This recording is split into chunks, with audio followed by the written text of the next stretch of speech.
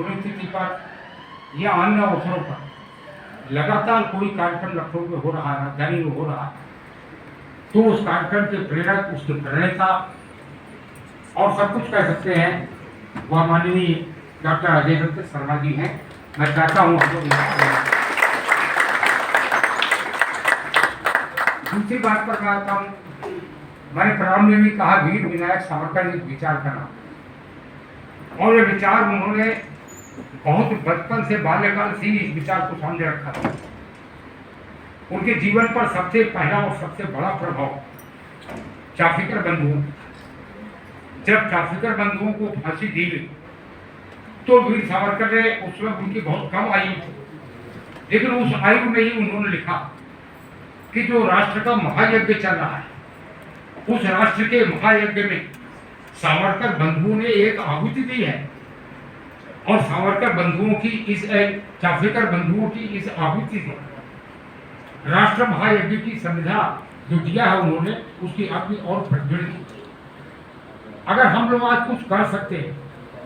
तो हमें उस अग्नि को और लगातार प्रज्वलित बनाए रखना है जब तक भारत माता स्वतंत्र नहीं होगी। यह एक विचार के रूप में बात सामने है। फिर जब विक्टोरिया का निधन हुआ तो विक्टोरिया के निधन पर त्र्यंबकेश्वर में एक कार्यक्रम किया जा रहा। मैं थोड़ा चाहता हूँ एडवर्ड सप्तम का जब राज्यारोहण हुआ तो एडवर्ड सप्तम के राज्यारोहण पर त्र्यंबकेश्वर में एक कार्यक्रम किया जा रहा और लोग उस कार्यक्रम में हिस्सा ले रहे हैं। यह सावरकर ही थे जिन्होंने सामने आके उस कार्यक्रम का विरोध किया,